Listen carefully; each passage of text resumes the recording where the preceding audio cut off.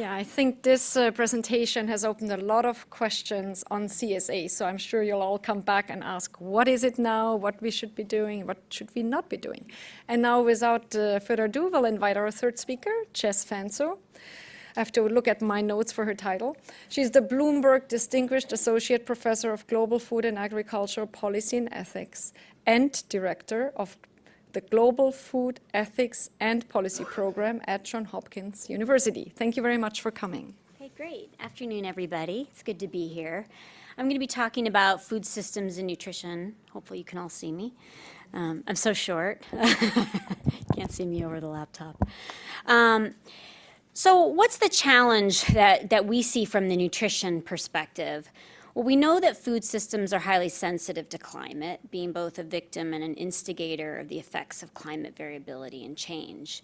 And Alex had talked about the climate-smart agriculture as one approach that shows promise in addressing these challenges, but we need more evidence and action of how to link climate-smart agriculture to diets and nutrition. Now, I'm putting up this very scary framework from the high-level panel of experts report that maps out the food system. So what I want to highlight is just a couple of these boxes. So you see the food supply chains in the brown box, and that is really the way food moves through the food system. It's not only agriculture and production, but food moves, it's stored, it's distributed, it's processed, it's packaged, and then it hits markets. Once it hits markets, it enters what we call the food environment. This is the space where consumers engage with the food system. They walk into a store, they have to make a decision about what to eat or what to buy. Obviously, these food environments are very important in how they influence those decisions, but consumers also come with their own influencing factors in the decisions they make. These food environments then impact the way diets look, the quality, the quantity, the safety, the diversity of those diets, and that has health, social, economic, and environmental outcomes. And along the top, you see these drivers. Many different drivers, exogenous and endogenous to the food system, influence the way the food system works, both positively and negatively, with climate change as a biophysical and environmental driver being one of those drivers.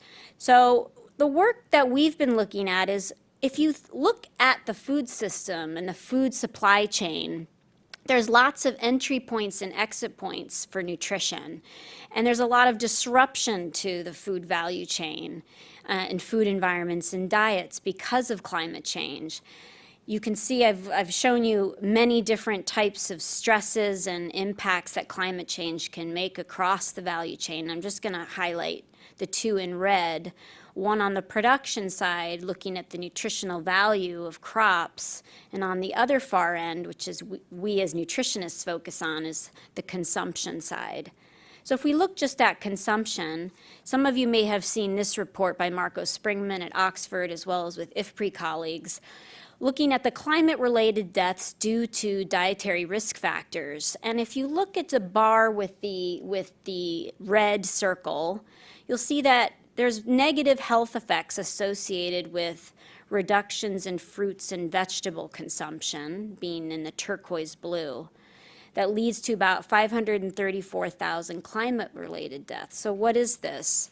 This is a decrease in fruits and vegetable consumption due to shortages in the food supply related to climate change. And this then has an impact on human health, that being climate-related deaths.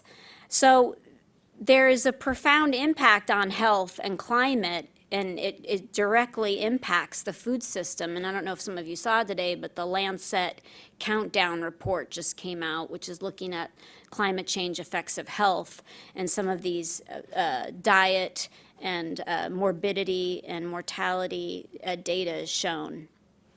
If you look at the production side, we're not only just concerned about yields of crops, depending on where you are in the world, but also the nutritional composition of those crops.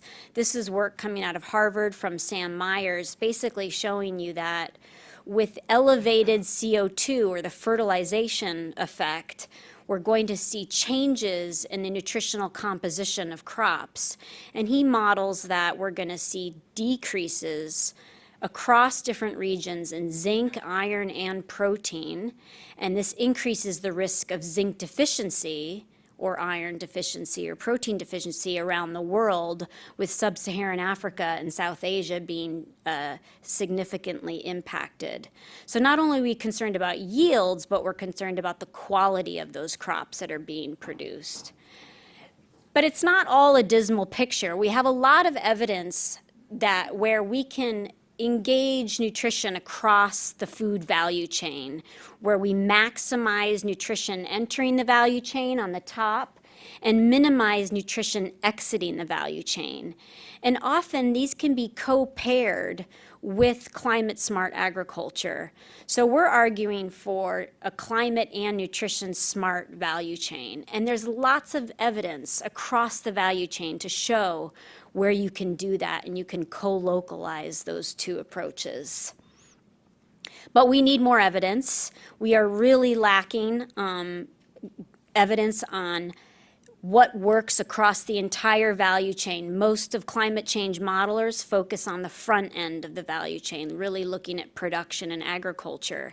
But we know that climate's going to impact transport, distribution, the way food is packaged and perished, the food loss and waste. So we need to be thinking across the entire value chain. So I'm just going to leave you with a couple of thoughts that I have. And I hope it stimulates some of the questions and conversations. So I think we need to move beyond just looking at production. Climate change is going to impact the entire food system and the way food moves through the chain. People don't eat commodities. They don't eat unprocessed maize, rice, and wheat. They eat packaged processed food that's moved through a very complex food system. Some value chains are shorter and some are longer, but overall people have diets that are made up of a diverse set of foods that go through some sort of chain. We need to incorporate diets into the work of climate change modelers and climate change scientists. Supply will answer to demand, but we know that demand of certain diets is going to impact climate change. We're always looking at how is climate change going to impact diets, but we know that diets and the changing diets, particularly in places like China and Brazil, will have big impacts on climate change. So it's not just a one-way relationship. It's easy to say decrease consumption of animal source foods, but how, where, which, and at what cost? Can we achieve human and planetary health? Can we achieve both of them optimally? If we can't, what are we willing to live with? What are the trade-offs? It's a big question for us. We need to expand the set of environmental indicators we look at beyond just greenhouse gas emissions. We need to look at a whole suite of environmental indicators and how those impact human health, as well as how diets impact the environment. We also need to consider near-term effects of seasonality, the influence that influence nutrition outcomes and access to healthy, diverse diets. And last, can we think about other ways of modeling food system changes in the climate modeling? How do we model the nutrition transition? How do we model social unrest and conflict due to rising food prices? Geopolitics, the Trump effect. How do we model those kind of shocks to these food systems? And I'll leave you with that. And thank you. This is some reports that we have been working with IFPRI on, and I just wanted to thank those on the screen for all of their help and collaboration. Thank you.